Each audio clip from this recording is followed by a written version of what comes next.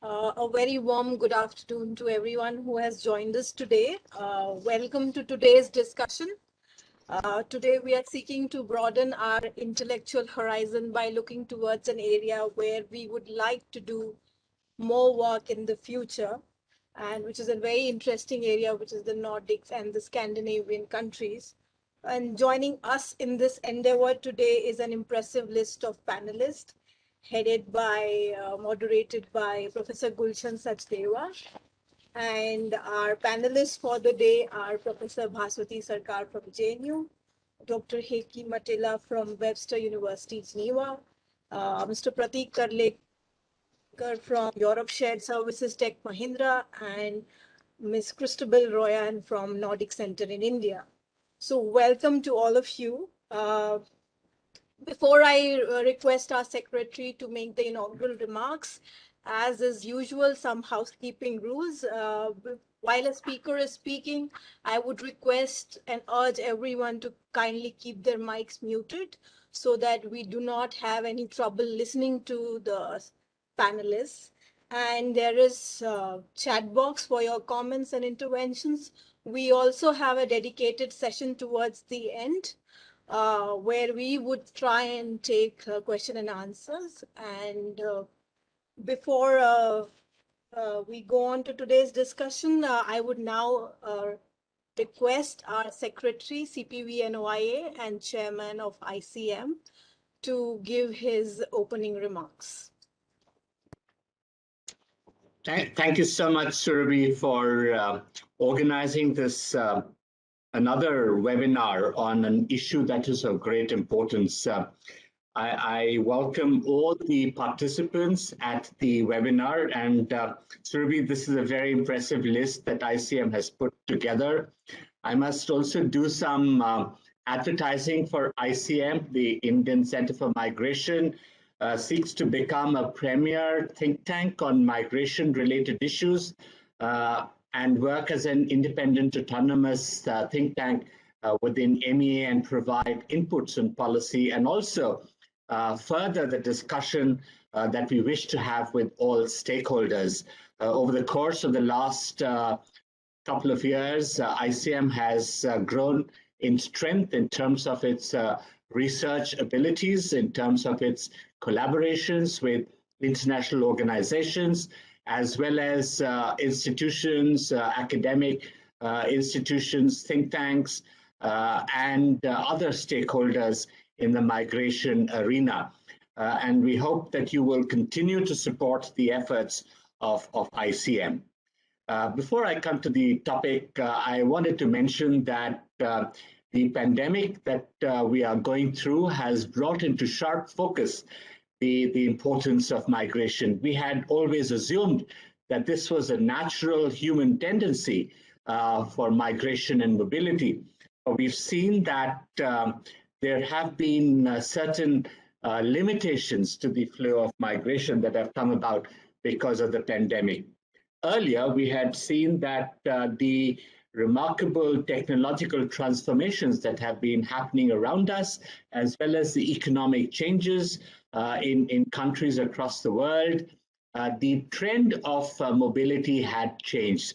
We had noticed how skills, professionals were becoming more in demand. We'd also noticed, and this has become more obvious today, that there are new migration corridors that are opening up. So while the mainstay of Indian migrants continues to be the Gulf region, where many of our low-skilled workers go, we've seen that there is a growing tendency of more skilled workers going into that region as well. But more importantly, that what I was saying earlier, new migration pathways are opening up. Some of these are in East Asia. We see increasing signs of skilled workers in particular and certain professionals from India being highly sought in parts of East Asia. We've also seen such trends in parts of Europe and in particular in Eastern Europe, as well as in Northern Europe, and also along the Mediterranean coast, where we see new demands. We, as a government, wish to um, take advantage of these developments and so that we can optimize the mobility flows that our citizens can have and the opportunities that they can have in countries beyond. And therefore, it is our endeavor, since our motto is to have safe and legal migration, we also wish to make this regular migration and mobility. And therefore, we had some years ago started a project with the European Union, which was our common agenda on migration and mobility, to bring about a common understanding between India and the EU states so that we could have more structured, regular flows of the mobility of professionals, of highly skilled workers, the movement of students as well, and to put it into a framework. And under this, we have already negotiated certain mobility and migration partnership agreements. We've done these with Denmark and with the UK, which is today outside the Union, of course. We've also been negotiating this with several others. We've done this with France, and we are doing this with Germany, and we're also in discussions with some of the countries on the Mediterranean coast. We see that the Danish example can probably be something that we can extend to the Nordic countries, to all the Nordic countries, and perhaps we can have a national legislation plus kind of a mechanism. What we would like to see is that we can have a needs assessment of the kinds of requirements that these countries have. And I mean, today's discussion, of course, is in Northern Europe and Scandinavia in particular, but this would apply in all our negotiations with other countries to see what your national requirements are, and then how we fit in for a structured flow of movements. And we would be very happy to provide IT professionals, healthcare professionals, nursing professionals, with increasing age in parts of Europe for caregivers. We can also look at certain skills that are now running into lower numbers. But what we would wish to do is to see that we can, through our discussions, achieve at what we would say are a win-win solution. So in other words, we should have this dialogue between governments as well. And so your inputs today would be extremely useful on how we can, at the government level, work out these things so that the free market can then fill in the requirements that there are in these cases and have them in legal and regular forms.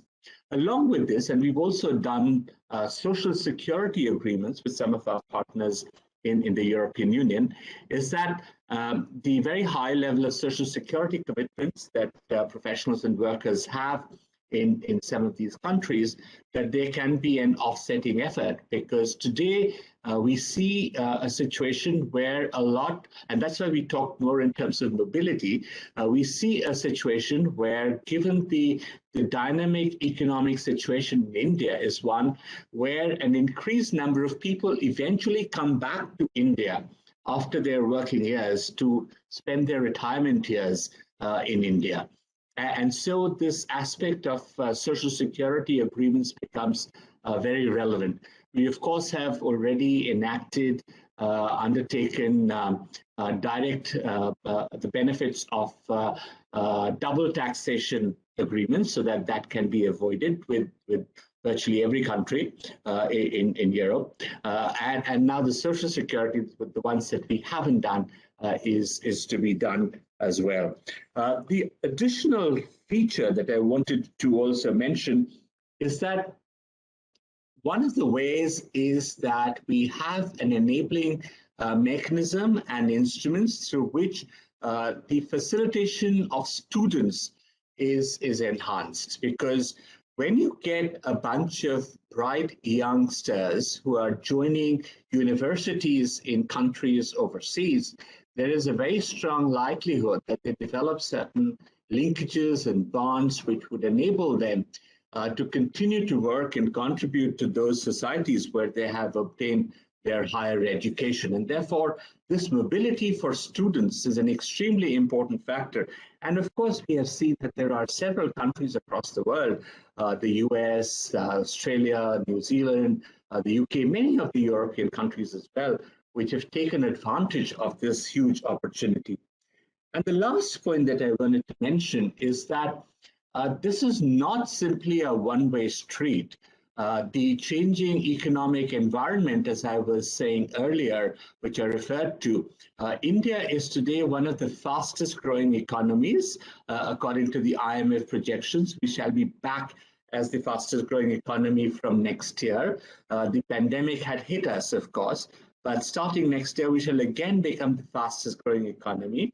And what this has meant with the improved business climate is that there are a very large amount of investments that come into our country from overseas. And this also brings in the opportunities not just for investments, but for overseas employment of foreigners coming into India. So the mobility aspects that, of course, today the emphasis is much more on the Indians going there. But I think what will become equally important in the days to come is that of foreign nationals coming to India for jobs. The changing nature of jobs, the kind of advances that are being made in many of the tech areas in India will make this a very attractive place for people to live in. And as I said earlier, since most Indians wish to return to India for their retirement, this is something that even our foreign nationals might consider. So it's a very rich topic. I once again wish to thank all the participants for joining in this forum. What you will say will be very useful for us in understanding the situation and also in providing and working on a framework for policy in consultation with all stakeholders so that we can make this a mutually advantageous situation. Thank you very much for this opportunity to share some of my thoughts, Surabhi, and it's back to you. Thank you, sir. Thank you indeed.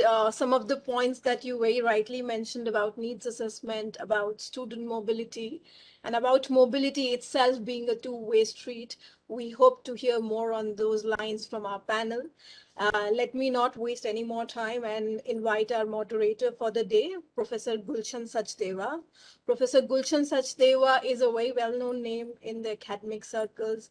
He's the Jean Monnet Chair, Coordinator, Jean Monnet Center of Excellence, Chairperson, Center for European Studies, School of International Studies, JNU. He's also Editor-in-Chief of International Studies, a very important journal on international relations. He's the book series editor of Europe, Asia Connectivity, brought out by Palgrave Macmillan. And he headed the ADB and Asia Foundation projects on regional cooperation at the Afghan Ministry of Foreign Affairs, Kabul. His research focus is diverse. It's on Europe, Eurasia, Afghanistan, development cooperation and connectivity. And with that impressive CV, needless to mention that he has contributed more than 100 research papers in academic journals and books. So over to you, Professor Sachdeva, for carrying out today's proceedings.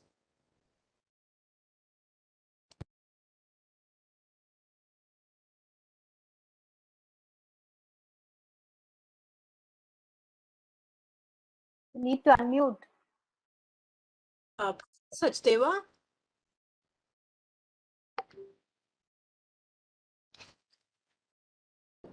Yeah, sorry. No, I was just telling, I said, there is a serious problem of connectivity in the university suddenly. So if I'm disconnected, please take over. And thank you. Yeah. And Mr. Sanjay Bhattacharya, Mr. Abagani Ramu, Dr. Surbhi Singh, of course, and the members of the panel discussion, Professor Sarkar, Dr. Heike Matela, Mr. Pratik Karlekar, Ms. Christabel Royal, ladies and gentlemen. Now, welcome to the panel discussion on international labor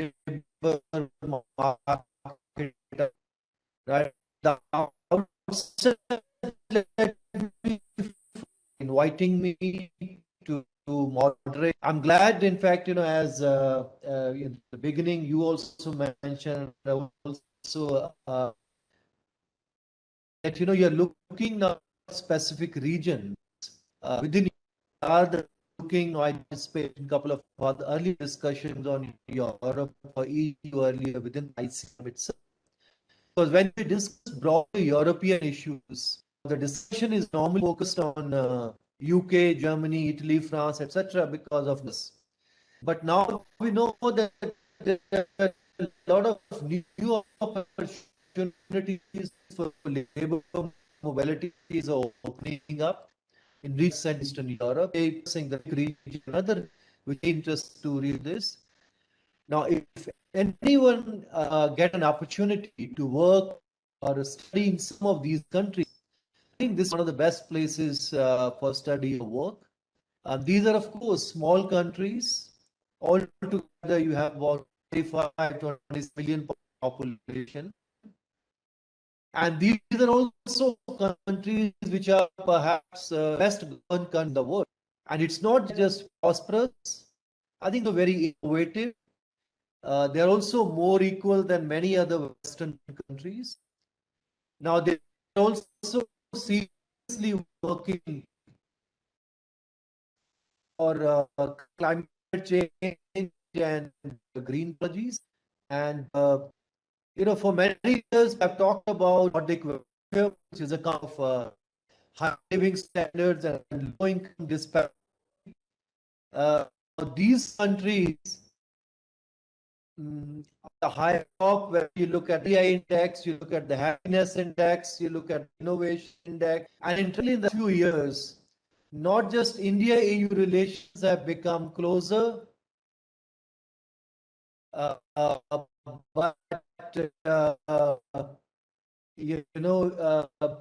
we also had, we are also very Nordic carefully. We had the first India Nordic Summit in Stockholm in 2018. Since they had we have seen large number of the part. And we had a bilateral summit here, and then we have the Green Partnership with Denmark. And as your concept note highlights, we also have different mobility-related bilateral agreements with some of the Nordic countries. Now, due to their demographic profile,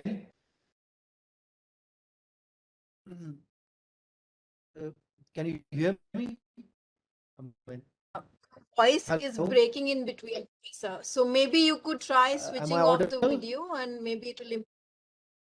Yes, but Yes, your voice because, is breaking in between. But maybe you could try Okay, switching off the video. That will yes. help the quality. I did, yes, I did. Okay, now, now due to, I think, the demographic profile, I think the most EU countries, particularly the Nordic countries, now I think will continue to source outside labor, particularly skilled workforce. Now, with appropriate policy framework, I think India is in a right position to provide required workforce to these countries because of its youthful population and an elaborate higher educational infrastructure. But I think we also need to understand evolving political economy dynamic. There is a rise of right-wing political parties all over Europe, and the Nordic region is obviously not untouched. So even if the refugee numbers in the last few years have come down drastically since the peak of 2015, but I think the migration issue is still very much alive. Now, despite this, about 20,000 work permits to Indians were issued by the Nordic region every year. Now, in the last few years, about 10,000 from Sweden, and I think from 10,000 from the rest of the countries. Since I'll come back later when the connectivity is better. Now, to discuss these issues, now we have very powerful panel. The first panelist is Professor Bhaswati Sarkar. She is a colleague here with the Center for European Studies, professor here of the European Studies. She also specialized on migration, particularly immigration integration, including minority rights, the Nordic and education and skill development. She was also awarded Yomane Chair in Democracy, Diversity and European Identity in the EU last year. And she has recently written a book, Balancing the Nation State in Eastern Europe, the Hungarian Experience. Over to you, Professor Sarkar. Hopefully by the time you finish, maybe my connectivity will be better because I'm just working on my hotspot. So that's the reason things are bad. Sorry. Please, Professor Sarkar. Thank you, Chair. Thank you, Gulshan, for inviting me. I think I should first thank Indian Center for Migration for organizing, first of all, for organizing this event, for looking at the Nordics and inviting me to be a part of this panel discussing mobility issues and the Nordic and India. If you look at, I mean, many of the things have already been, sort of flagged in terms of when we look at India and the Nordics and mobility. I think we need to understand about this whole issue of mobility also in the context of India-Nordic relations, generally how it has been. So we see that India has established relations with the Nordic countries way back almost immediately after independence. And as mentioned by Professor Sachdeva, the recent 2018 summit, India-Nordic summit, was actually a kind of a boost to that relation, which means that India also indicated that India is looking at this area, this region seriously. It needs to look at this region seriously also because what has been mentioned in terms of how these small countries have been performing extremely well and consistently on various indicators, be it development, be it overall development, be it innovation, be it technological development, and along with that also what we like when we talk about a holistic life, right? So we talk about happiness, we talk about democracy. So on all of these parameters, we see that the Nordic countries have developed extremely well and performing extremely well. So they in one sense, when we are talking about looking at migration or looking at mobility, these are interesting and destinations. These are destinations where one would like to actually be moving to. So if we look at the Nordic countries, the other thing which stands out is the welfare model. So one is that, of course, what as we said, the various parameters on which they have been performing consistently well, but the other is also that they have this unique welfare model, which is a kind of a very different model where we talk about high taxes that there are in the Nordics, but at the same time, once those taxes are collected, the state takes the responsibility of looking after education, healthcare, pension, and it has been doing it well to the satisfaction of its citizens. So that welfare model, that uniqueness of the welfare model that has been there is something which again needs to be highlighted. Now, having said that, this welfare model and this kind of a picture perfect development that we are talking of, consistent development of the Nordics, I think if it is challenged at all right now, is challenged because of the demographic decline which has been mentioned. So this demographic decline is something which is going to have a lasting impact on the way the societies have been organized, especially the welfare model, which is, again, as I said, pension is something which is a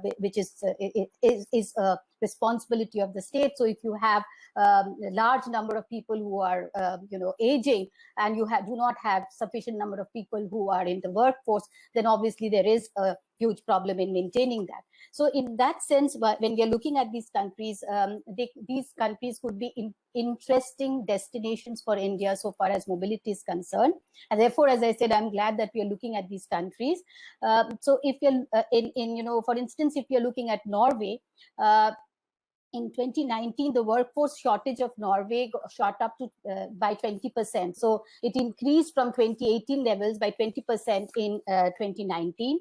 And it is indicated, the estimates indicate that the number of workers or the shortage of workers would be something around 60,000. So for small countries, a shortage of 60,000, one can understand, is enormous.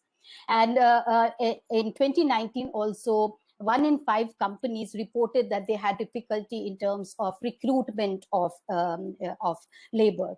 And this again has increased from 2018. So there is an increase in terms of shortages. There is a problem with recruitment, finding the right people.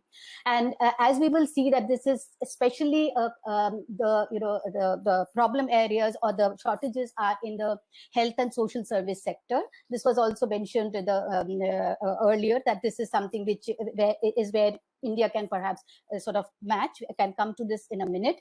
So health and social services are the hardest hit, is something which again 2019 shows, where there is a shortage of, or there was a shortage of 12,750.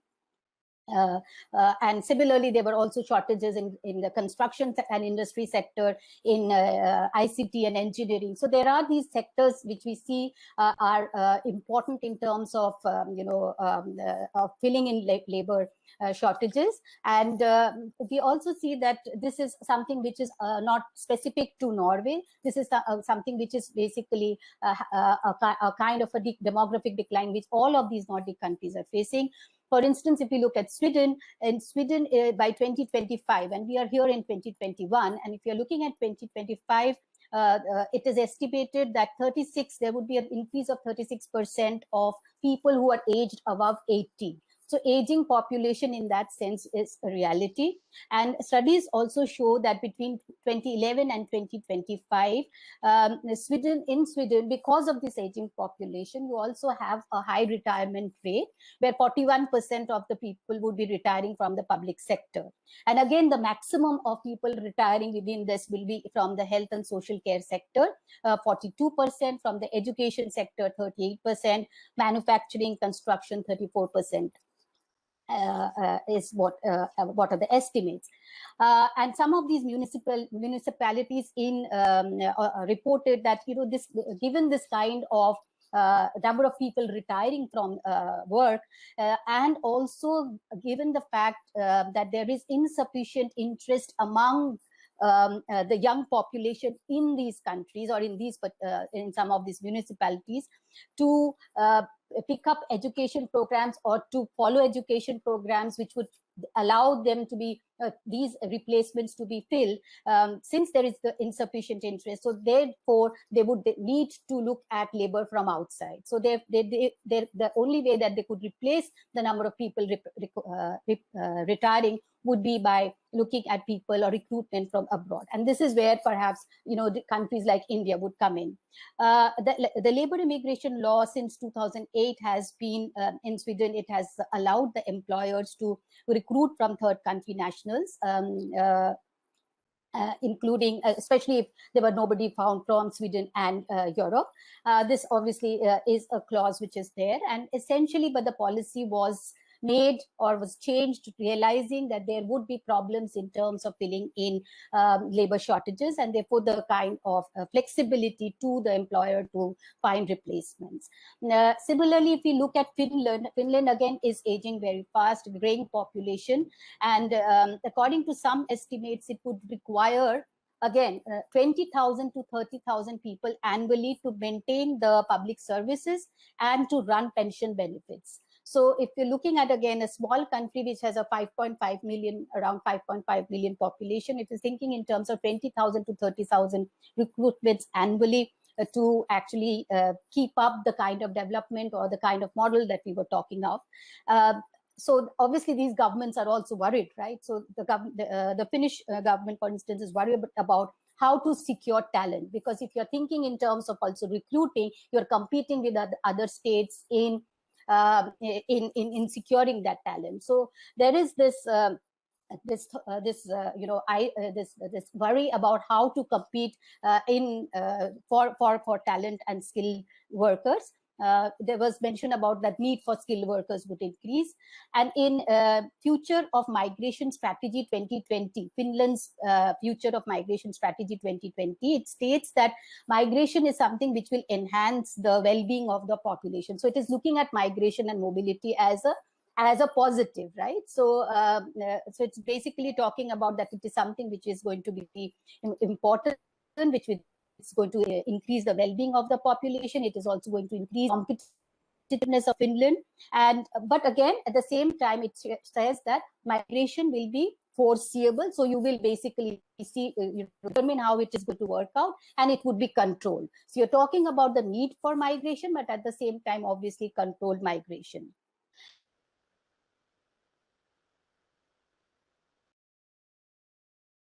Yeah, am I there? Yeah. The because everybody disappeared from my screen, so I wasn't really sure what was happening. I think you also disappeared now. You're Okay, okay.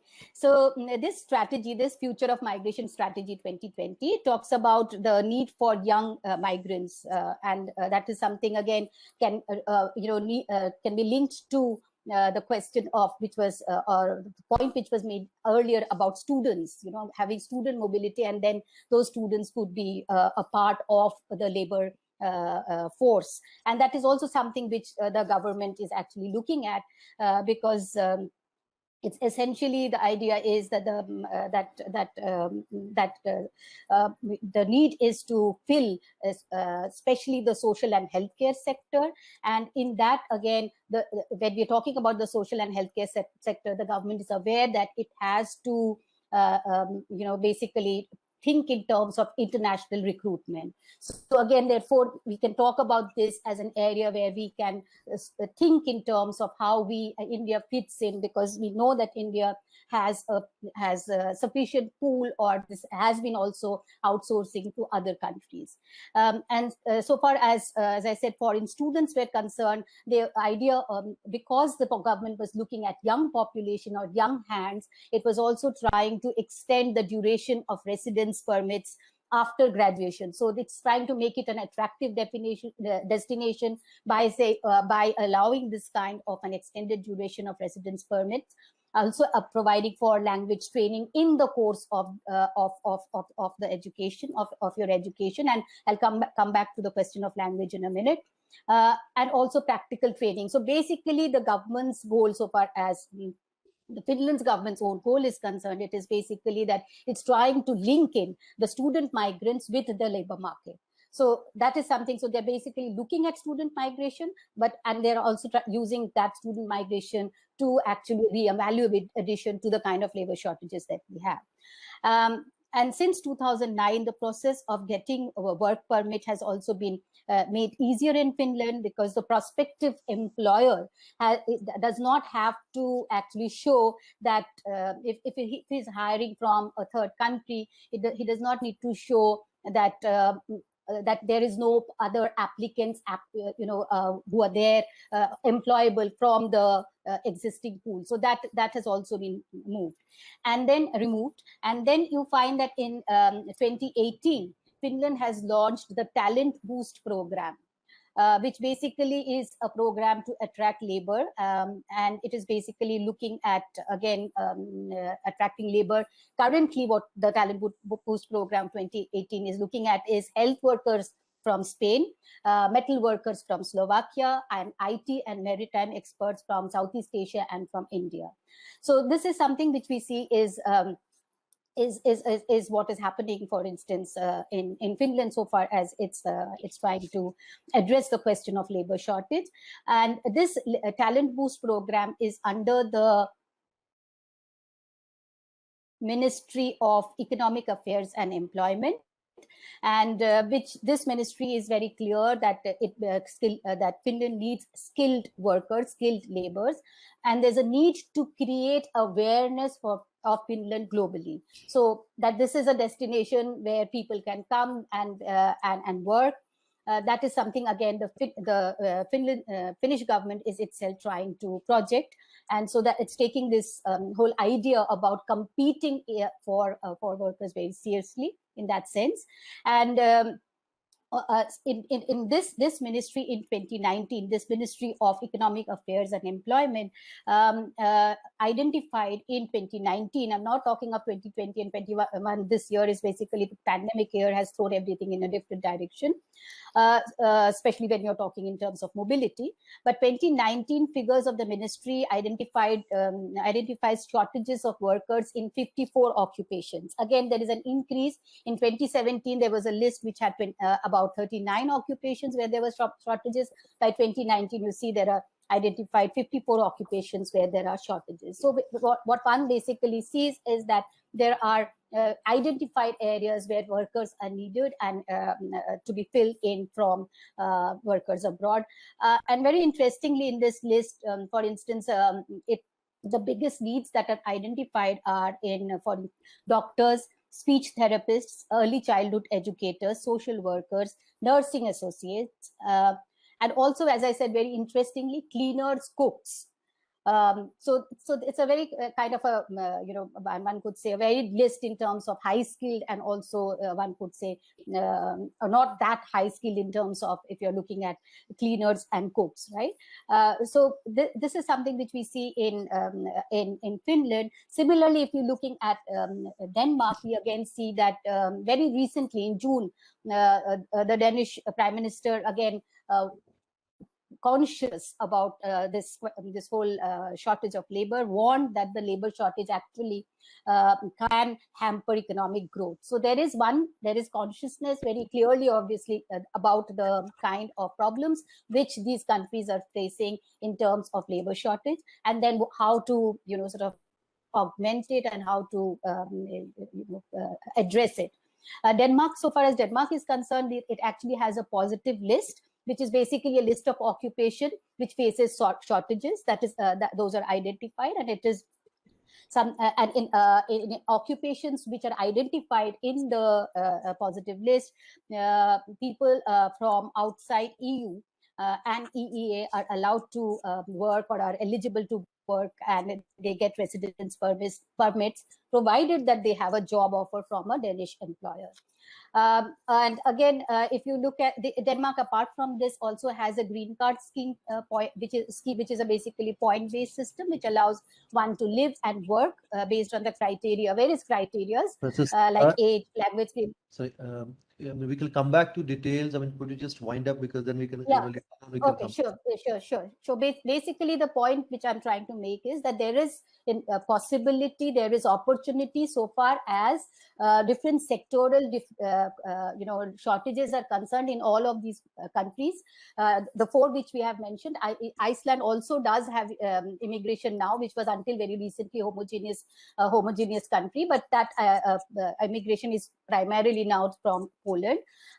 So what is the, in one sense, where could we have what was earlier mentioned as a win-win situation, is to look at these with various sectors, as I mentioned, the healthcare sector especially, because that is going to need attention. But the problem here is the problem of language. So far as mobility from India is concerned, the problem would be one of language. And therefore, the attention when we are making policies would be how to impart those language skills.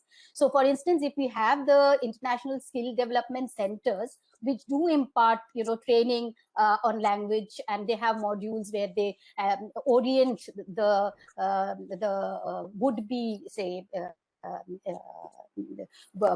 workers to these about the destination countries, that component needs to be very clearly built in, the language training component. But that also has to be done once we establish that these numbers of people are needed, and there is government to government agreement specifically on these sectors. So for instance, if you're looking at the positive list of Denmark, it does mention medical practitioners, doctors, nurses, etc. But then it needs Danish authorization, which means that you can't, even if you have your own, if you have the requisite,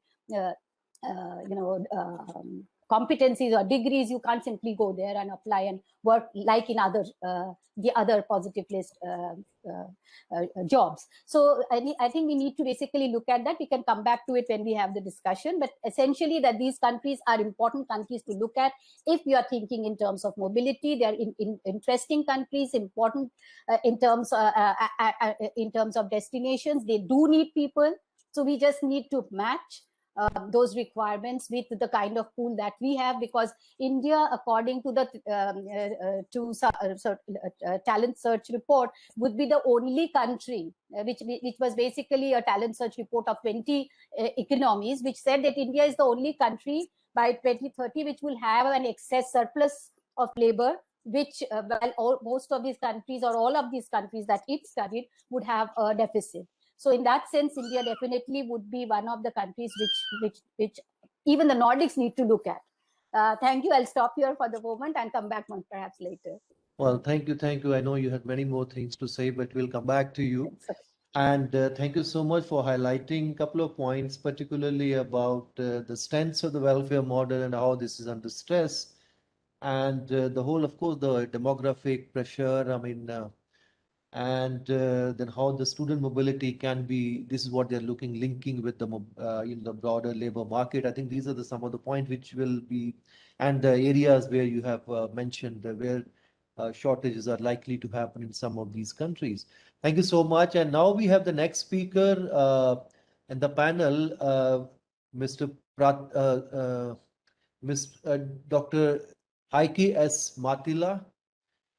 He's a master's in economics and sociology from University of Helsinki and PhD from University of Geneva, and expert on international migration, and obviously has combined his work experience in government, international organization, and academia.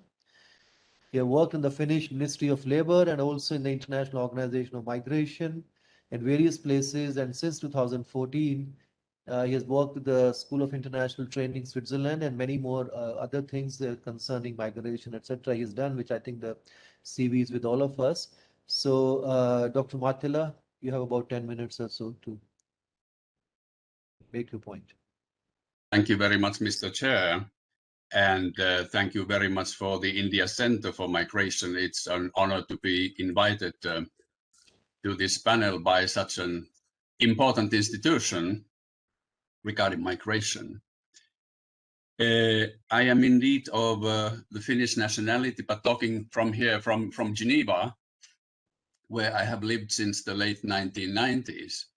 And when I was preparing for this little intervention, I was remembering my very first time when I came to Geneva. It was in the early 1990s, as I was participating as a young official from the Finnish Ministry of Labor.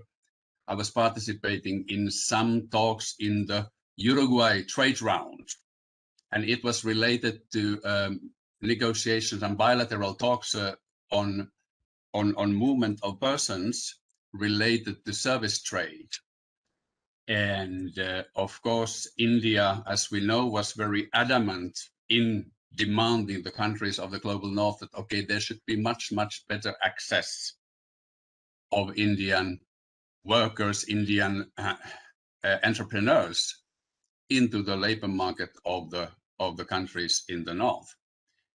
And these countries in the north, though, remained also rather passive in that regard and maintained their rather, let's say, protective immigration control regime. Let that to guide these offers in terms of otherwise liberalizing trade.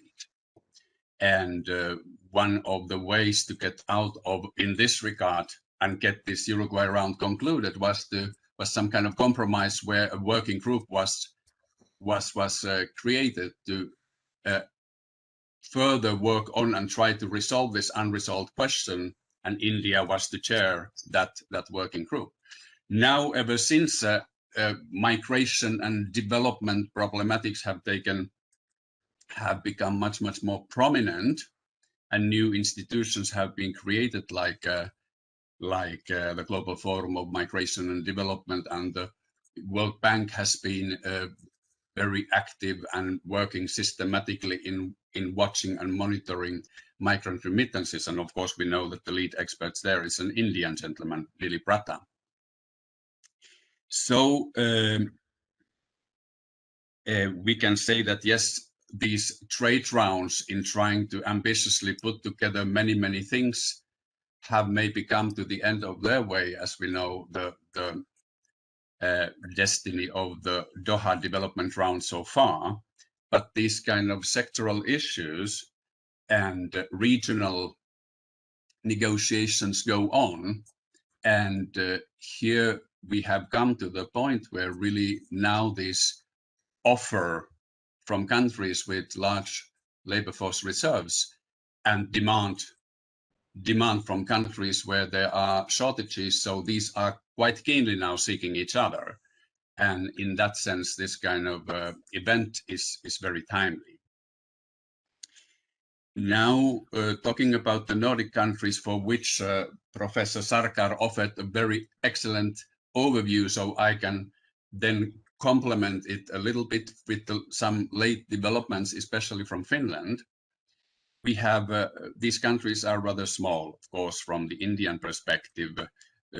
Finland, Norway, and Denmark population somewhere between 5 and 6 million, and Sweden 10 million. So the market is not very large, but of course, as has been kindly said here, there are many attractions there which would offer a fairly relatively safe destination for migration, and the need is there, and all parties are eager to make business, which would then have this double or triple win possibilities.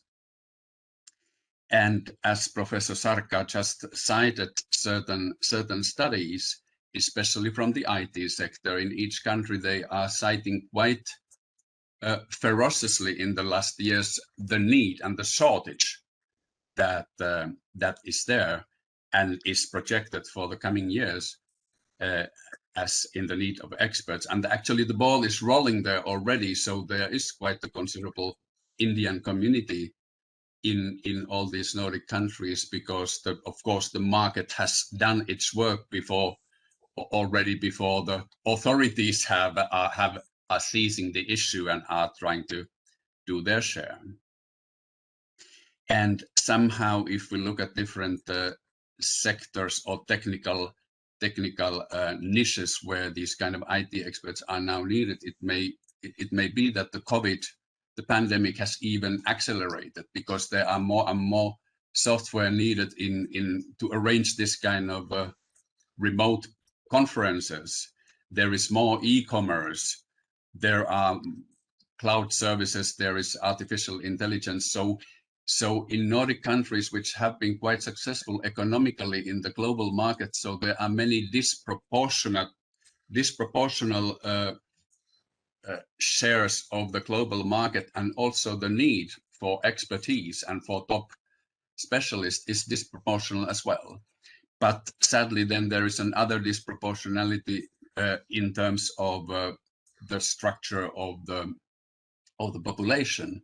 So this transition where there are more and more old people and not enough care workers, it is rather really a real shortage already and worsening, and that is not so easy issue to respond to, because of course the demands are quite specific in the care sector, and as always in labor mobility, the verification of qualifications and competences is always an issue, but there is lots of potential there. And indeed, I was watching yesterday Finnish news, and the finance minister, Mrs. Annika Saarikko, the chair of Centre Party, she was like opening the final month of the budget preparation. And in her short press conference, she was saying that now, after the COVID and after the economic slump, there seems to be quite good potential for economic growth. But one of the key issues there is to ensure that there is enough labor force, and there needs to be more labor immigration into the country. And actually, Finnish government a few months ago, when they had the midterm conference, they even specified certain requirements or certain quota actually for labor immigration, and also for their goal to triple the number of foreign students starting their university education in Finland. So it's becoming quite concrete, despite of this political climate that sometimes where we sometimes is dominated, or the debate is dominated by populist parties and their rather anti-immigrant rhetoric and rallying technique. But on the other hand, the other political players and political parties, mainstream parties and social partners, employers and trade unions, seem to be quite in agreement that this kind of labor immigration is needed. Otherwise, the country, there would be really this kind of tight place and dire place for the economic growth.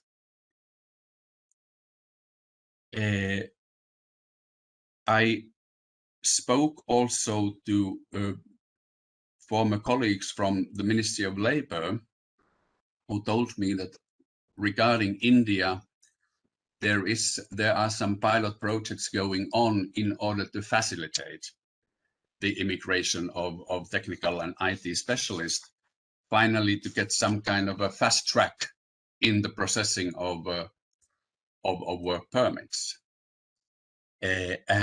Interestingly, there is a pilot project going on where the recruitment areas are, on the other hand, Silicon Valley, and on the other hand, the environments of the New Delhi. So this is an interesting choice of pilot areas, and of course, the authorities are aware on both sides already on this. But it seems that there is no framework agreement anyhow on labor exchange between the two countries. And always such agreements would be helpful in order to make sure that this kind of recruitment remains ethical as possible, that it doesn't create shortages in the country of origin, and that also that the recruiters would not charge excessive fees, that it would remain in the framework of reasonable formalities. And also then, even if we are talking about these countries with the fairly high respect of the rule of law and human rights and democracy and so on, there still have been cases of exploitation there, especially in the lower echelons of skill scale. And therefore, there should be available protection mechanisms and hotlines and so on. So these agreements would be very useful and necessary to ensure such infrastructure for migration, if you could say so. It has been then, as we are talking of fairly different countries here, it has been an observation by the Finnish authorities that it is often this kind of, when an IT specialist comes to Finland, they are anyhow most often leaving the place. They are coming alone, they are leaving, or then the family, if they have come with them, has not really enjoyed their time. So there is a project now in trying to develop and see how the spouses would be taken on board and children into the integration process. So one can say that it is quite a dynamic time then in terms of developing and making it smoother. And a project that I have just joined for a little consultancy in order to map out labor immigration for Indians into Europe. I think that one of the ambitions of the project is especially then to find more about the soft side, that the hard side, the actual, let's say, business and movement is already taking place. But as long as the social and soft side and integration side has not been given enough attention, so the immigration process is not as successful maybe as it could be. About the care sector, as I said, it is can be problematic in terms of verifying and ensuring the requirements of the workers. As we know, also the Filipinos and Filipinas especially are the lead country and lead representatives of migration in the care sector. But there still lacks, at least in Finland, a system of properly upgrade and put into up to date and adapt the education of these nurses that come from the Philippines. And looks have been turned towards Germany, where they have an inbuilt training system that when they get care sector people from abroad, there is a training system putting the skills levels at the proper level. The chair is signaling towards me, so maybe I stop here and will then gladly answer questions and participate in the discussion. Thank you very much. Well, thank you, Dr. Mahatila. I'm sorry because we have to kind of, conclude this thing within the limited time. Yeah, but I think you made very interesting 2-3 points, which I think one is that the overall this is a dynamic time, and particularly the migration issue. And the areas of IT sector, because of the pandemic, I think there are a lot of new opportunities, but I think we also have to, perhaps there's another way also think that looking at because of a lot of things are happening online, maybe there is less need of migration in that sense because many things can actually happen anywhere in the world. So it can work both ways rather than actually looking at just there are more opportunities opening here. And interesting pilot projects, which you have mentioned. I think what we really need to do is to have more and more pilot projects, not just only with Nordic countries, but also with other European countries. So this can really give us good understanding what can be done.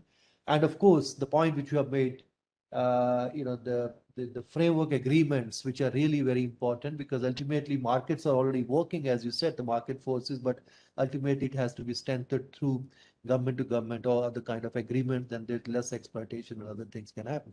Thank you so much. If there are other points, we'll come back to you, sir. And the next speaker we have Mr. Pratik Karlekar. He's, as you know, many of you may know that he's the lead at the Global Mobility HR Shared Services for UK and Europe in Tech Mahindra, which is one of the largest IT companies from India.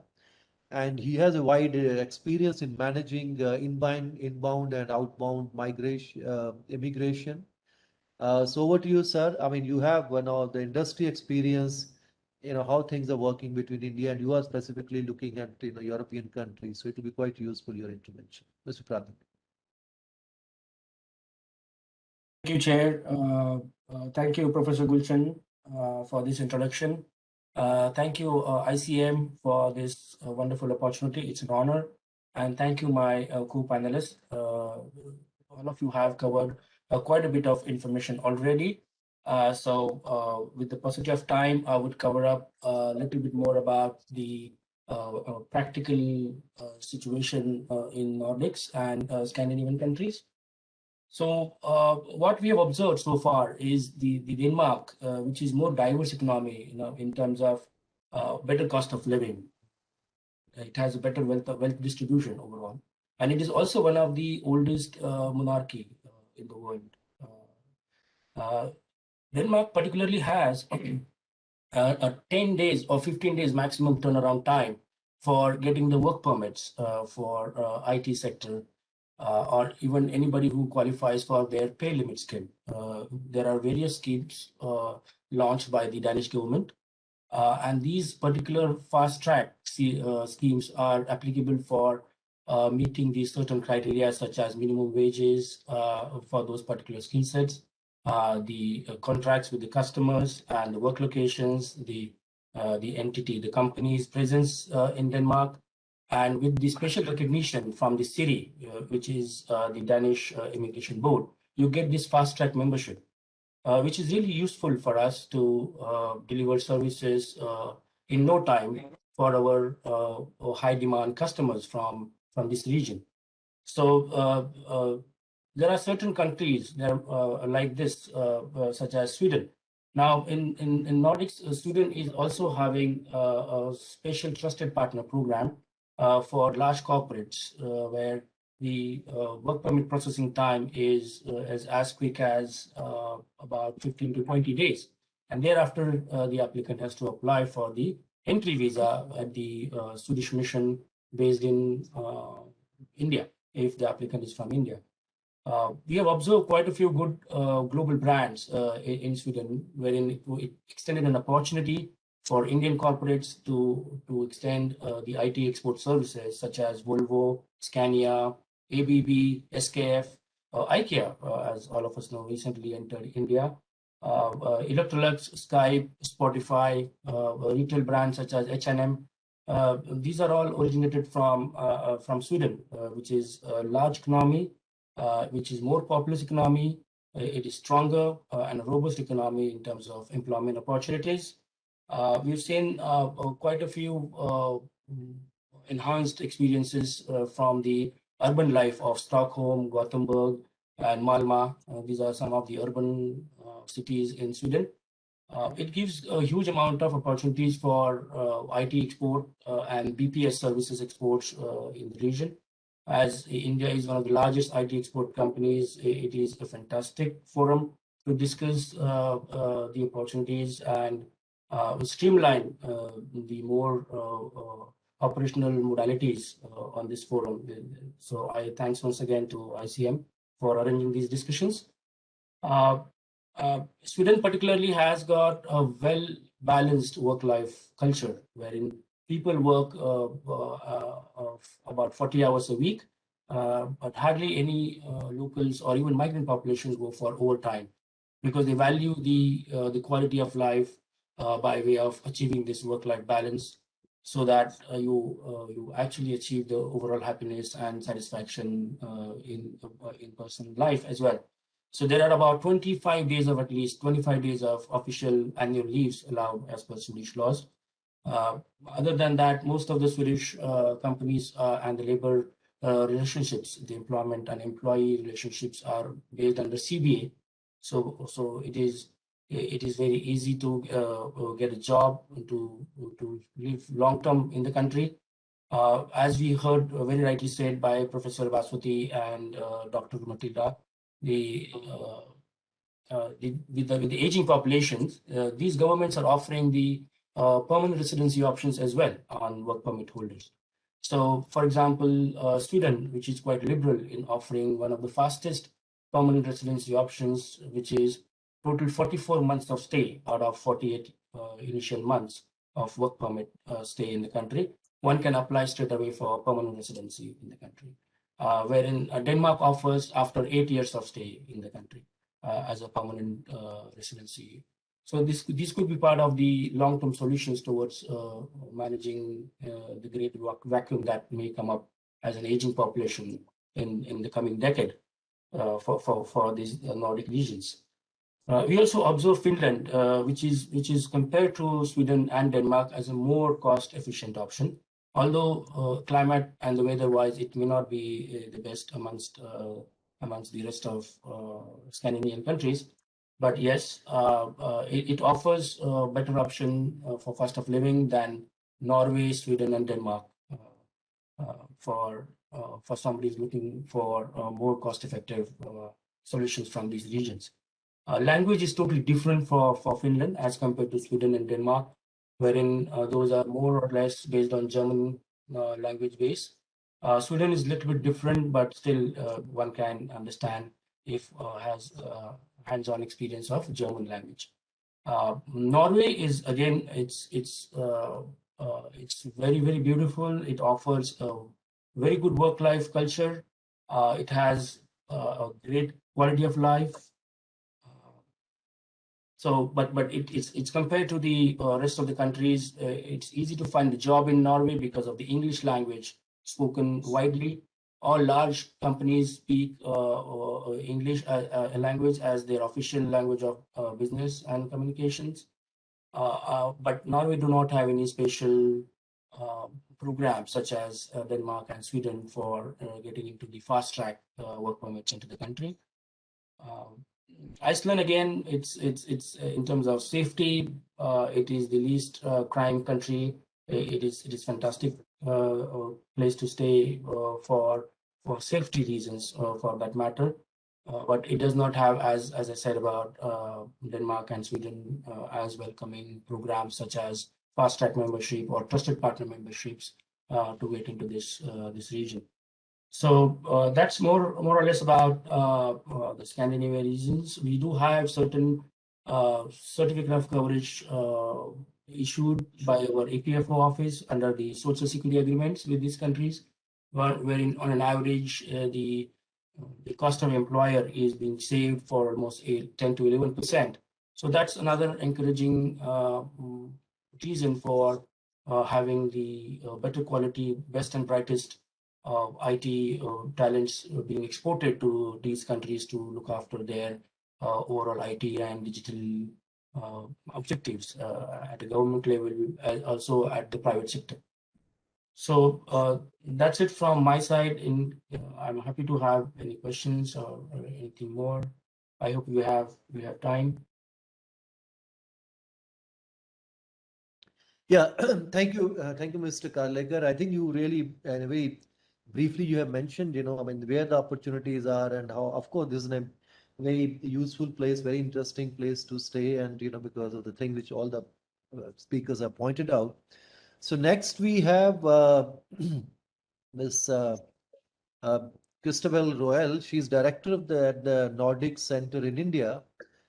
This, the NCI, or the Nordic Center in India, is a consortium of leading universities and research institutions from the Nordic countries, and their objective really is to facilitate, research and all among the higher education institutions in the Nordic countries and India, and they have been very active for many years in India.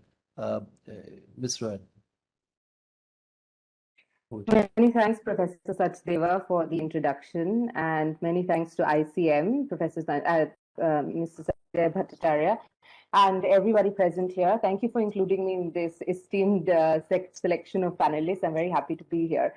So very quickly, to save time, I'm not going into why the region is a promising region for high quality migration and why there is a Nordic interest in Indian high skilled migrants, as all this has been addressed by the esteemed panelists before me. Instead, I will address why region is such a great space for Indian students seeking high quality education and what are the challenges that come with that.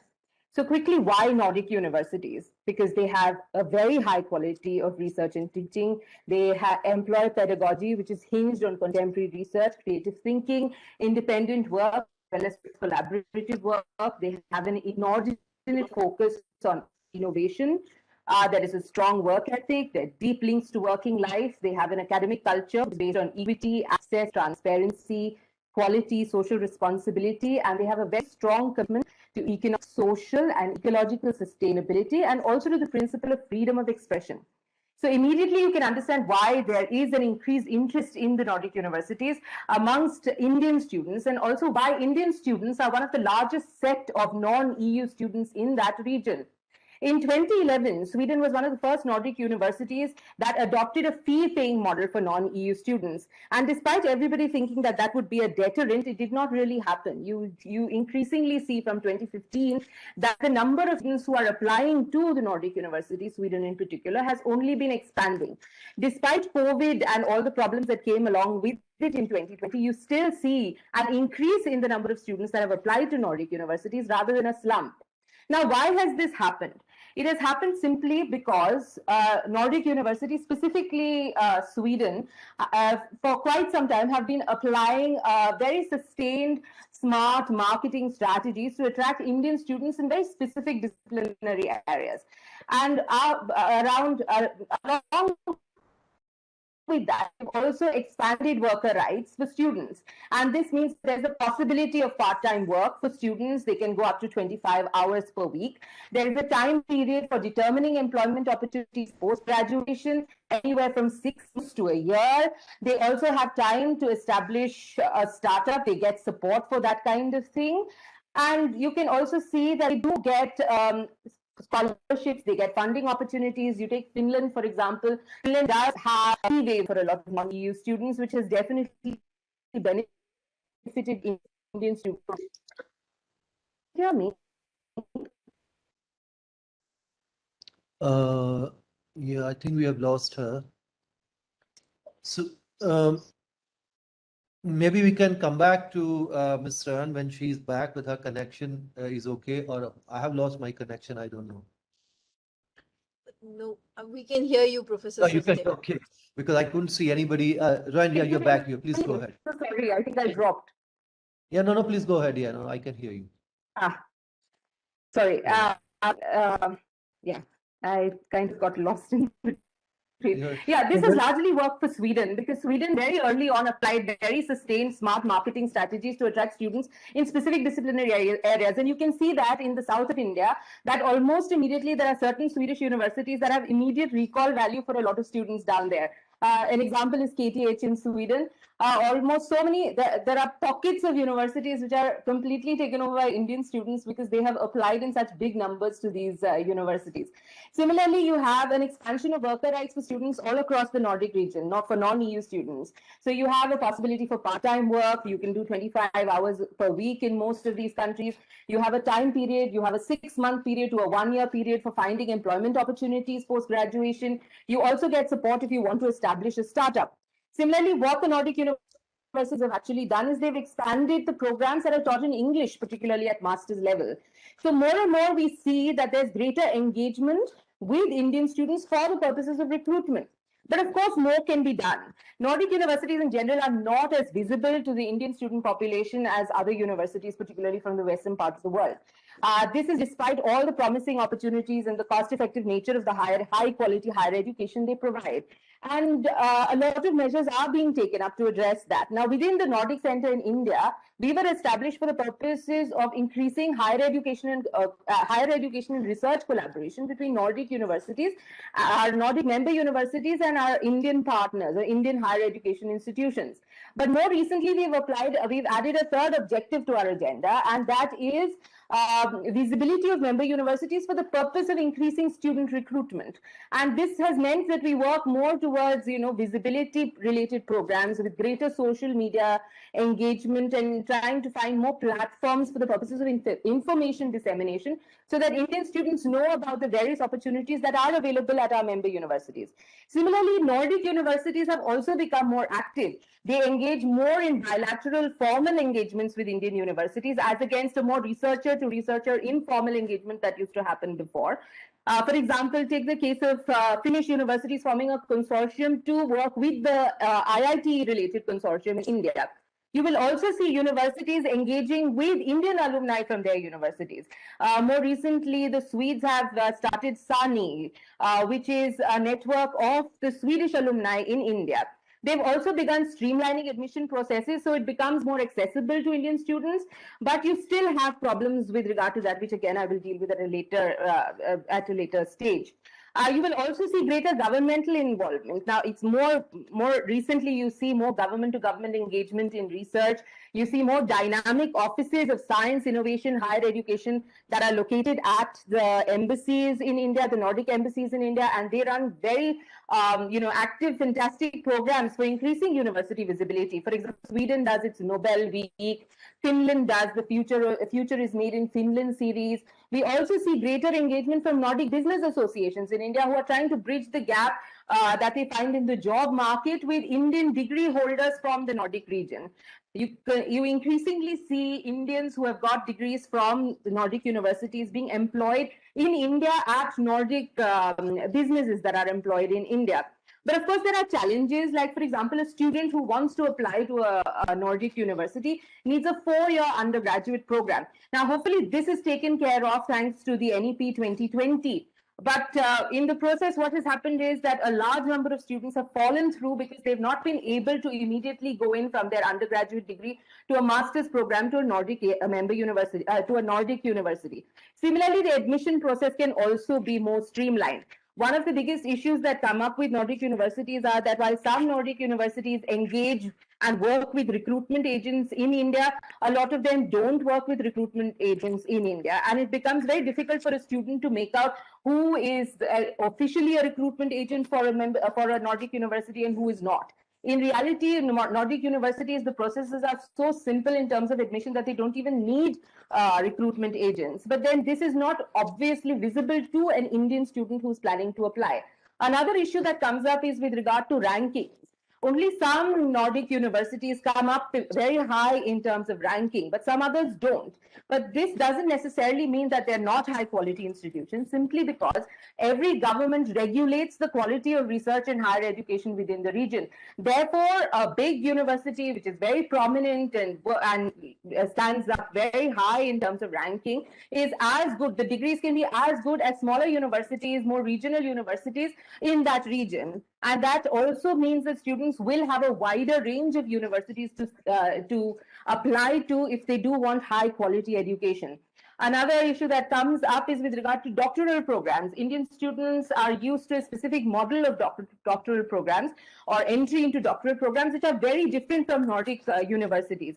The structure of doctoral programs and entry into doctoral programs are very different in Nordic universities, and most researchers need to be educated as to how to apply, how the structure is, what works, and how the entire system functions. So this also becomes a challenge to researchers who are looking for doctoral degrees outside India. Then there's also for students at master's level, once they do go to these universities, a lot of them do feel that they do not get enough support from the Nordic universities because of many factors. One most important factor is the change in academic culture. The Indian academic culture is very different from the academic culture in the Nordic region. The academic culture there is largely dependent on independent thinking, working oneself or working in groups, things like that. Creative thinking, which is not necessarily what students get at undergraduate degree programs in India. So they do have that challenge, at least in the first 1 or 2 semesters, to bridge that. And that itself can be a very difficult thing for most Indian students, especially if they're feeling isolated because of cultural issues, or the climate is something that is making them struggle. So this is something that Nordic universities must take into consideration if they want to make themselves more friendly for Indian students. Another issue that comes up is the issue of finding work after graduation.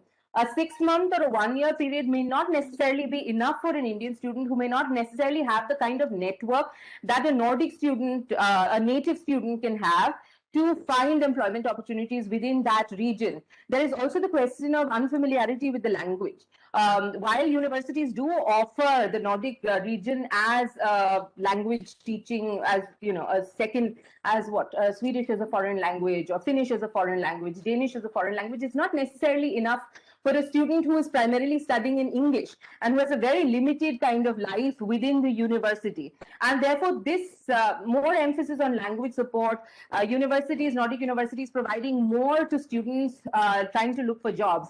Indian parents who mostly fund their children's education are always looking for value for money. If you send your child and you invest so much of money to get a degree from abroad, it is important that the child actually, or that the student, the child, the ward, gets a job after, so that there is some return on revenue for that particular investment that has been made. So, of course, these are issues that need to be taken into consideration at the university level when they are looking to support Indian students. Sir, And also, can we just wind up? yes, sir. Can you just wind up, because we have very limited time now? Yes, so the last point that I make is in terms of integration, it's more word of mouth, but we constantly hear that Nordic companies and multinational companies that are located in the Nordic region, it's sometimes difficult for Indian students or non-EU students to get job opportunities within, companies which are located, Nordic companies as such. So this becomes another problem as well, that there needs to be greater integration for the purposes of for the purposes of finding employment opportunities. It's not enough just to get a higher education, get a degree from the Nordic region, but also be very clear about what the employment opportunities are post that. So I stop here. Thank you very much, Professor Sachdeva.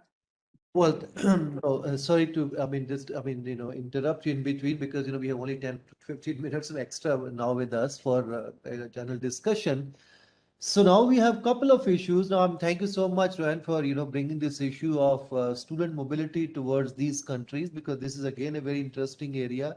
And particularly as some of the other presenters have mentioned, that now these countries are looking of linking student mobility with the labor market. So there are a lot of opportunities. And earlier, of course, in some of these countries like Sweden, etc., you had relatively, very kind of free education, but now things are changing in these countries as well. But of course, it's a huge, number of students, those who are going outside, so they can also do this region, which could be. So now what we have is, the overall, the picture, what has emerged from this discussion, that this is a very interesting area. This is a, high promising area, I must say, where, of course, these are smaller countries, as I was mentioning earlier. But these are one of the best countries in the world to really live or study or work, anywhere in the world. So all kind of possibilities are there. But it's, so far we have just looked at either student mobility or particularly the IT sector or the healthcare sector. Now, these are of course interesting areas, but two or three other interest areas, which perhaps one is that can we also, so it's becoming quite clear the way the structure of these economies are. So it's going to be really very high skill kind of migration in this area, because other things are, of course, Professor Sarkar mentioned, but in some other areas, but still I think those areas are very limited scope, and not just only in the Nordic region, but in other parts in Europe as well. But interestingly, in some of the earlier studies, we also found that in some of the countries in Central Eastern Europe, you have relatively less skilled labor, which is actually a lot of opportunities are opening up there for them, because their skilled labor is moving to some other parts in Europe. And then still, we haven't really discussed much about the political economy aspect. It's not just, as I was mentioning in the beginning, that the mood in Europe is very, very different as far as migration is concerned. All the numbers have come down, but the politics is still very much dominated by a different kind of rhetoric. And even some of these Nordic countries are also not really untouched by those kind of trends which are happening in other parts of Europe. But overall, I think this is I must congratulate ICM for focusing on this region, and we do need to work to, really come out. There is opportunities, but what kind of framework, as Dr. Matila mentioned, you need some government framework at the same time, also a lot of information and student mobility linking with the labor markets, etc. So now we have, at least if we have about 10 minutes or so, if somebody from the participants want to make any comment, any specific question to any of the panelists, we are free now. I don't see any question in the chat box. If somebody, no.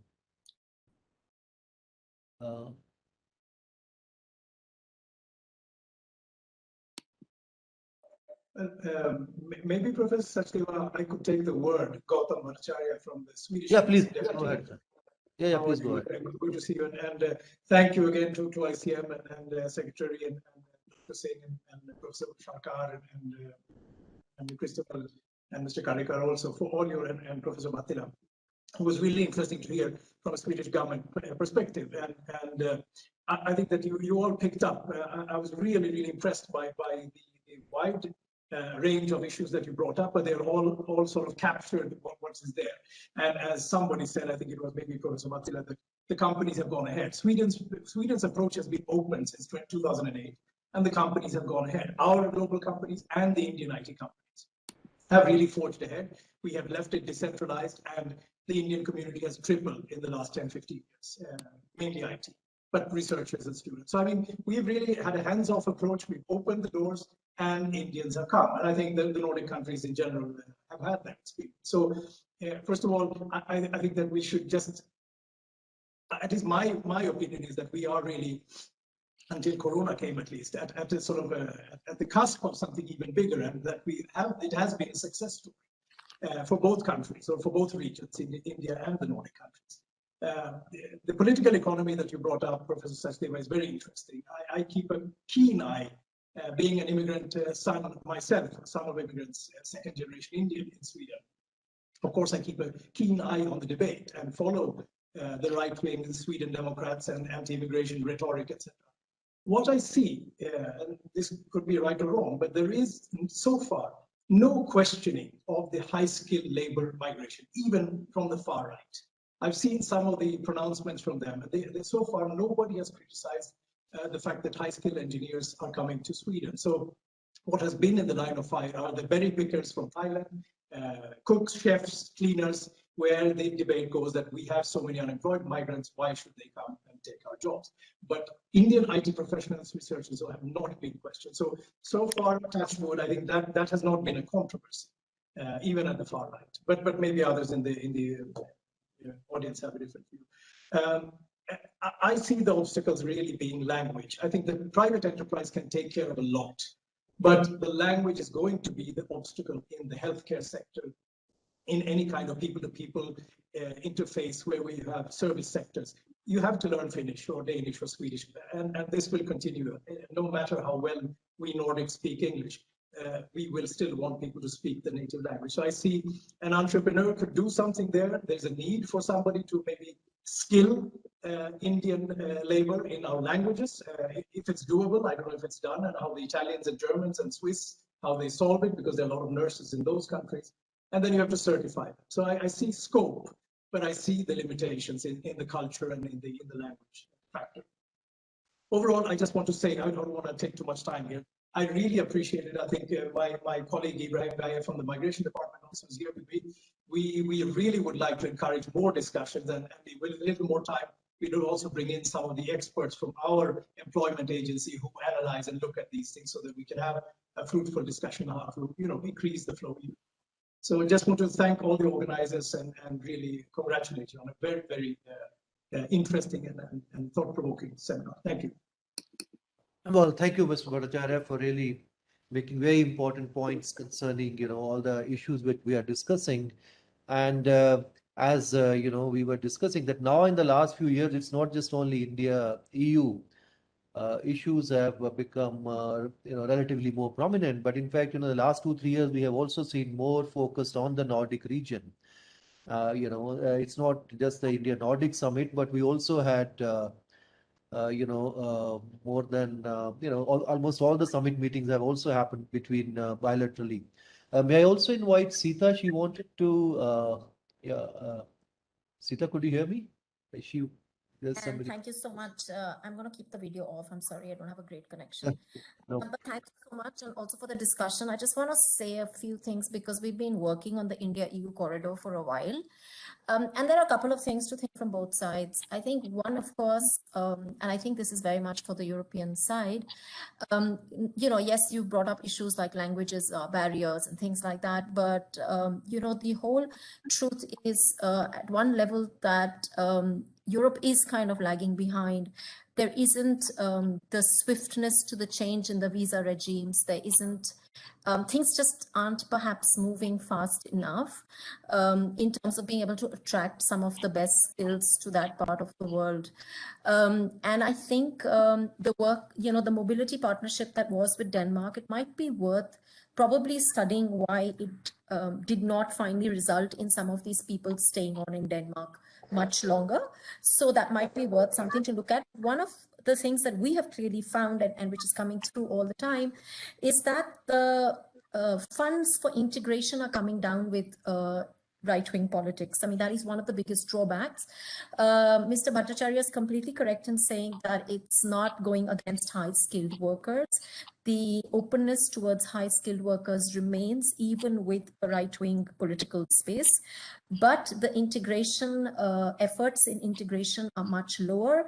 And certainly, therefore, that has an impact on people who are coming in, things like spouse visas, benefits for children, all of that, which is declining actually for some of these migrants, makes it difficult.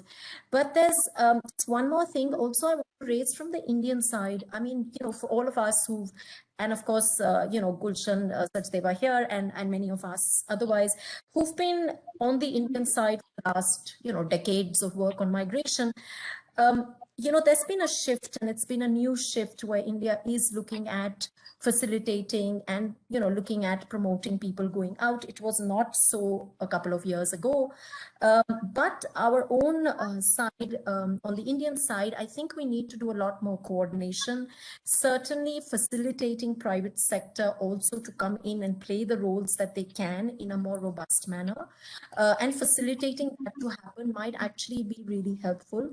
There needs to be much more done on that, but I think that would be a way forward for the Indian side to perhaps take more proactive steps in terms of how this can be facilitated. One last point, sorry, just for a minute, on the student mobility part. I think it's a great way to look at students because they're best adapted to move into the labor market, right? It's much easier if you've spent 2 years in a country to move into the labor market there, if you can get entry, of course, there. But there are a couple of things to think of from the India skilling space. And that is that there's quite a lot of money leaving India when students go out of India as well. Huh? So there's that, but there's also no residual learning being left in India if there's no skilling happening in India. So it's also interesting to perhaps consider going into the future that there is skilling investment made in India so that those, learning is transferred backwards as well. And it's not just students going from India and learning there, but also that there is a residual population then here that may not actually join the labor force in other countries, but stays back with some of those skills and knowledge in country in India as well, particularly for sectors like healthcare workers, where of course there's a very large demand in the world, but there is also in India. So I think just wanted to flag up some of those issues. Thank you so much. Well, thank you, Sita, for making this point. Now, there is a specific question for Christabel. Could you shed some light on what initiative have been taken on the language front by your center? So we have tried initiating Nordic language teaching in India because there has been a palpable interest among students who want to migrate to the Nordic region for the purposes of higher education, and people who are skilled labor that are looking for employment opportunities in the Nordic region. But the Indian university, so the problem is that a lot of the funding is linked to the government if you want to have teaching. And I'm speaking specifically with regard to our experience with the Danes. So a lot of language teaching is funded by the government, and if that happens, then what happens? What is necessary on this side is that it has to be located in an Indian university. And most of our conversations with Indian universities have not, been successful because it's very difficult to place a language learning in the module that the Danes or the specific government that is funding the teacher would like it to be in an Indian institution. That is why things have not moved forward.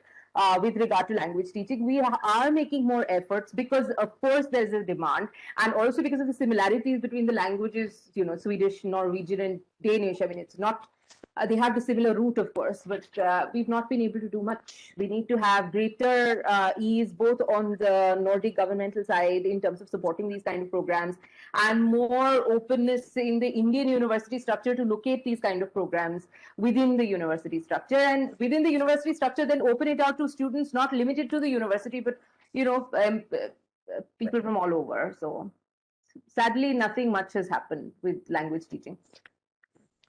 Thank you, Christopher. So I think, since we have finished our time, so, I don't want to take much time, but there are 2 or 3 points which really have come out. Unless any of the panelists, they want to make some intervention for 1 minute or so, otherwise I can just wind it up. Professor Sarkar, if you have anything to add, yeah, please go ahead. Just 1 minute because we don't have much. You have to unmute first. And Gulshan, about the political economy aspect, that is obviously very important because immigration, all said and done, is not happening in a vacuum. These are people who are going from one place to the other.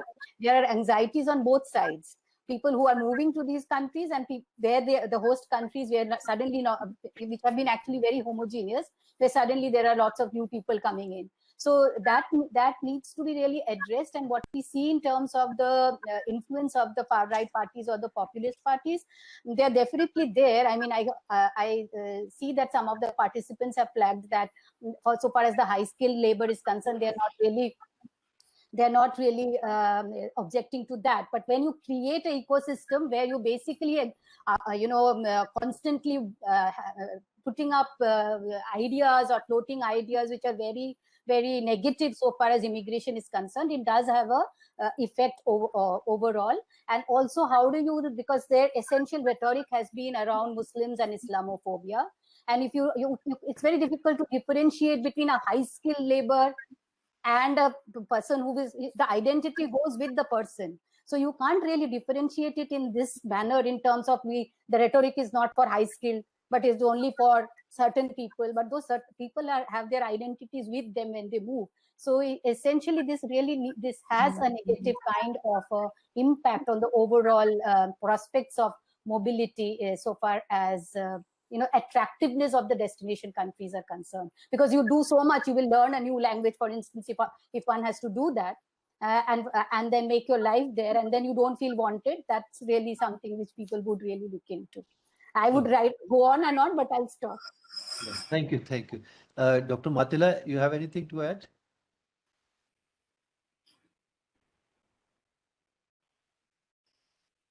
Yes, thank you. Well, I can only echo what Professor Sarkar said, that yes, it seems that indeed these populist parties and xenophobic parties with xenophobic message, they do not necessarily differentiate between different, or often do not, between different groups of immigrants. So, and their general messaging and general rallying with anti-immigration platforms is doing harmful work for promoting migration, which is, as anyhow most of the others agree, something useful and something constructive and so on. So I can just say nobody has really the secret wisdom here that, okay, what should we do? But there is some kind of a constant work needed in schools, for the press, for the politicians, to educate them, for the politician to be sharper, for the media to be sharper in somehow limiting the discursive space for these populist parties, who often then very categorically, very sort of generalizingly spread false messages. This is, of course, we know it, all these fake news culture and all that. So it is an issue indeed for which many seminars could be arranged, but it just needs constant working and enlightening the grand public. Thank you. Thank Mr. you.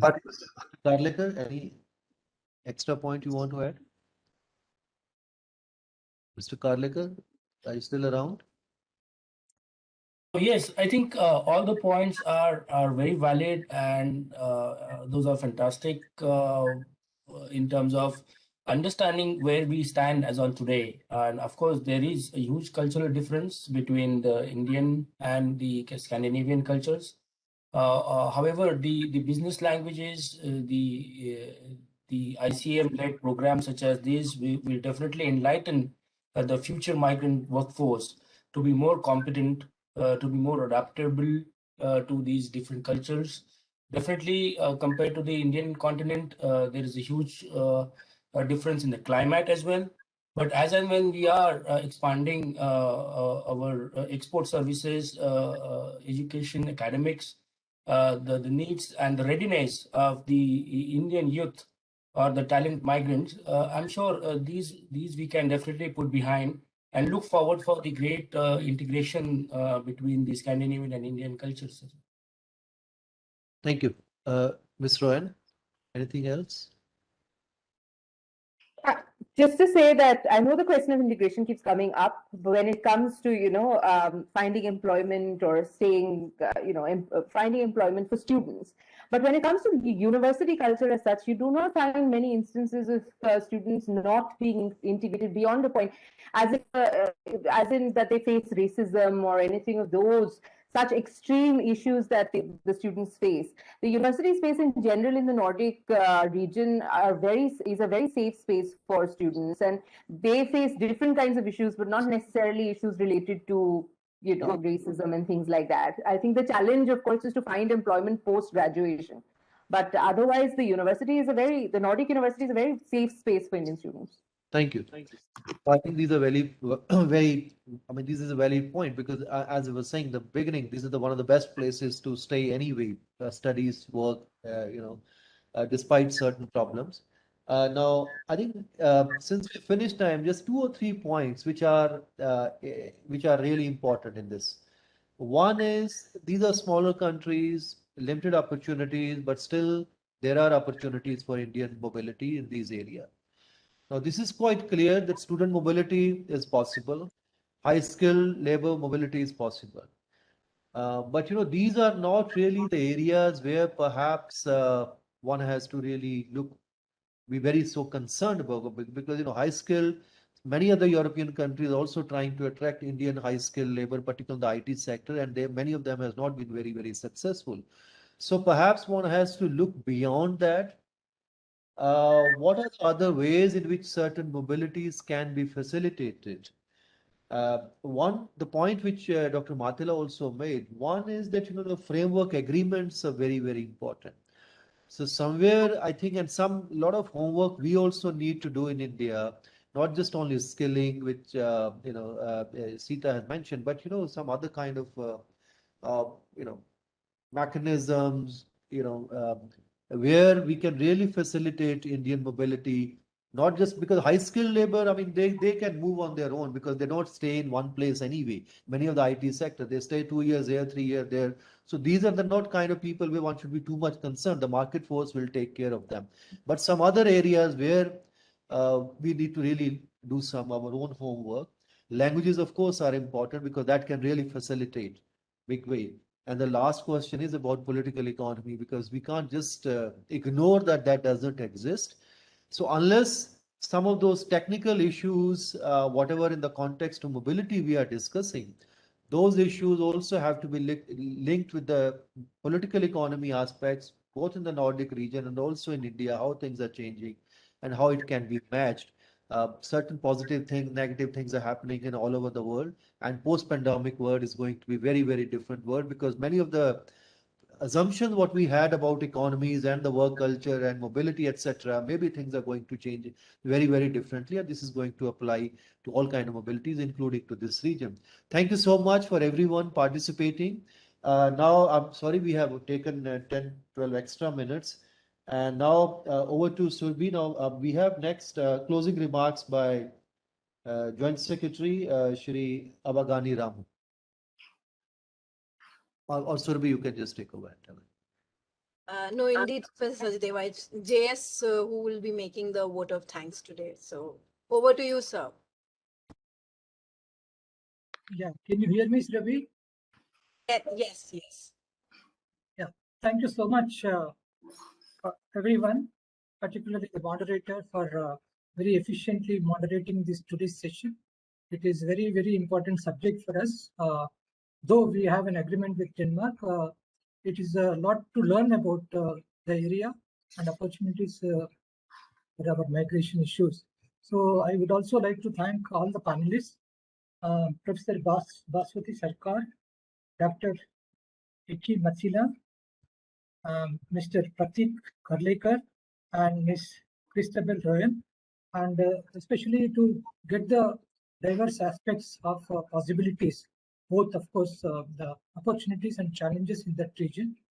And we got very good insights from Ms. Sarkar, particularly on the present situation, what policies they have which can suit us, and especially the areas where the students can gain the benefit of post-study visas.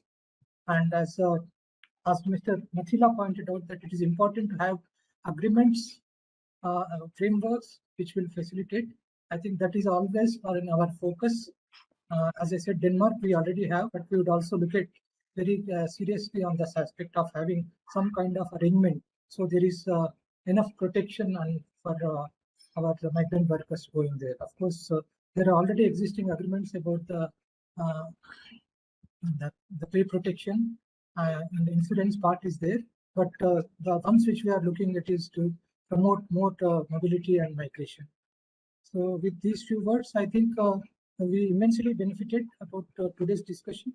This will definitely go into our thinking and policy, and we'll certainly take it forward in converting into some of these decisions to practical areas, to look at arrive at some practical solutions and reach some kind of practical decisions which will help our migrant workers to look at new areas and new opportunities. So I think with these few words, I wish everyone thank you, and I wish everyone a safe and sound health during this COVID period, and all the best to all of you. Thank you so much. Thank you. Thank you, sir. you Before very we much. close, let's do a group picture as we do every time for all our discussions. So I would just urge everyone to turn on their cameras so that we could take a group snap.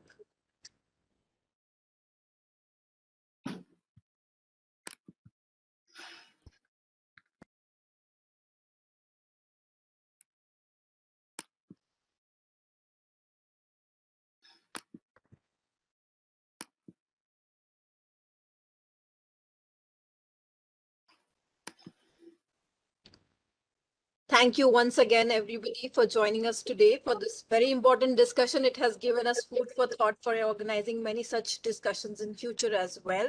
We will stay connected with all of you. Have a pleasant evening. We will welcome you again very soon. Thank you.